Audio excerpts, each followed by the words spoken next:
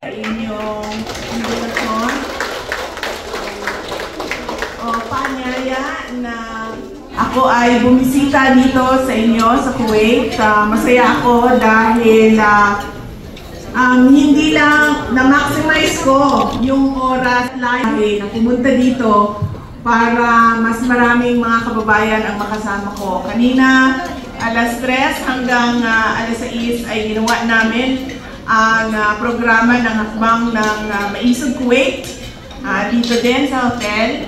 At ang susunod ay yung Speak Kuwait. Ngayon naman kasama kayo. Maraming salamat sa pagkakataon. First time ko po sa Kuwait.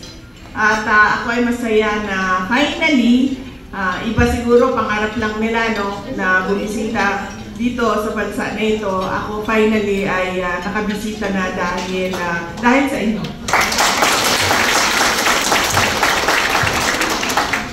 Ang susunod po na pagpapasalamat ko ay para sa ating mga volunteers at sa ating marshals.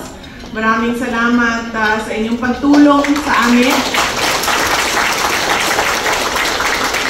para mabuo yung ating activity ngayong gabi na ito. Mamaya medyo magulo na dahil sa picture taking at pagod na tayong lahat, no? So dapat mamaya yung mga marshals and volunteers natin, paalala ko lang, unahin natin yung picture natin bago yung mga kasamahan natin para masigurado na may picture kayo. Para lang alam nyo kung ano yung pag-uusapan natin ngayong gabi.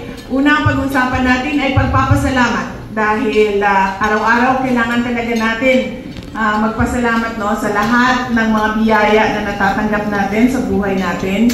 Pangalawa, yung updates po. Pinadala na updates ng mga abogado ni dating Pangulong Rodrigo Duterte sa kanyang case. Kaso sa International Criminal Court. At pangatlo, ang estado ng ating bayan at ang ating pangarap, napakahalaga na magkaroon tayo nun, yung pangarap natin para sa ating bayan at paano ba tayo magtulungan para mapanigurado natin na yung pangarap natin maisakatuparan at maibigay natin sa ating mga anak. Maipamana natin ang mas magandang Pilipinas sa ating mga anak. And syempre, ang panghuli, yung napakahalaga at ang pinakamahalaga na parte ng gabi na ito ay yung ating mga picture para sa ating My Day.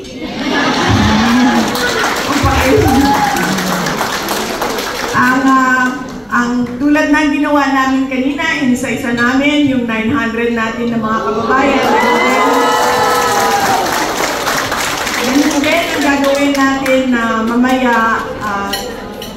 Siguraduhin lang po natin na maayos para mabilis yung picture taking at mabigyan lahat ng pagkakataon. Dahil yung iba kanina, doon sa kabila, ulit-ulit na sila, kawawa yung nasa dulo na pila. Dahil nakatatlo na yung iba nandoon pa sa dulo ng pila. Kaya ayusin natin at magbigayan tayo mamaya ng pagkakataon para sa ating mga kasama. Ito, picture mo po.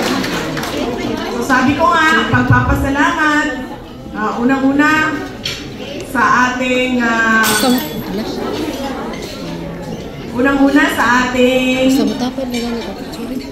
mahal na Panginoon kay Allah dahil binigyan niya tayo ng isa pang araw sa ating buhay at binigyan niyo tayo ng isa pang araw sa ating buhay. At syempre, ibinigay niya ang araw na ito para sa ating lahat na magsama-sama, magtipon tayo dito sa mundo.